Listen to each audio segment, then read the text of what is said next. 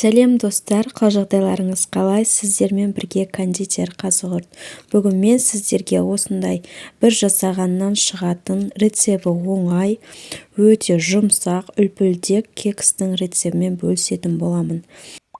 Менің каналыма тіркелмеген болсаңыздар, дәл осы видеома лайк басып, подписация жасап қойыңыздар. Ең алдымен таза құрғақ ыдысымызға жұмыртқамызды жарып салып аламыз. Үстінен шым-шым тұз салып, жақсылап миксерлейтін боламыз.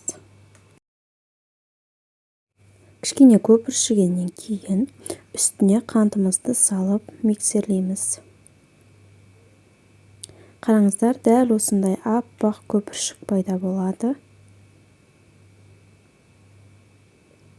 Үстінен майымызды құямыз, сүтімізді құямыз, және де жақсылап миксерлейтін боламыз. Барлық құрамды мен описание бөліміне қалдырып кетемін. Егер де менің каналыма тіркелмеген болсаңыздар, тіркеліп, лайк басып кетіңіздер. Ал енді үстінен ұнымызды саламыз, разрыхителімізді саламыз. Ең алдымен мен сияқты осылай миксердің ұшымен қолмен араластырып аласыздар. Сосын барып миксерді қосып араластырасыздар. Миксермен араластырғанның бір жақсы жері ешқандай түйіршіксіз қамырларыңыз араласатын болады.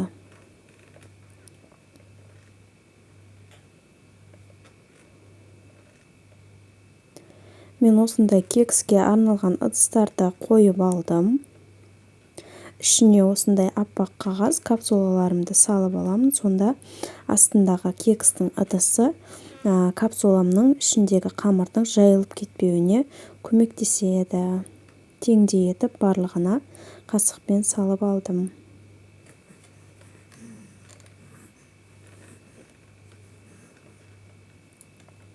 Кішкене қамырым артылғандықтан осындай капкейкке арналған ыдысты қолдандым. Осы аралықта пешімізді 180 градусқа қыздырып, 25-30 минуттай пісіріп аламыз. Қарайлап тұрасыздар, беті қызарғанда аламыз. Міне достар, біздің кекстеріміз дайын болды. Дәл осындай қызарып, әдемі болып піседі. Бір жасағаннан шығатын өте дәмді кекс. Қараңыздар, өте әдемі. Дәл осындай капсулаға салатын болсаңыздар, кекстеріңіз оңай шешілетін болады. Ал егер де дәл осы рецептпен пирогты дайындасаңыздар болады, ол кезде осы рецепті кішкене 2 есеге немесе 3 есеге көбейтіп жасасаңыздар болады. Барлықтарыңызға ас болсын.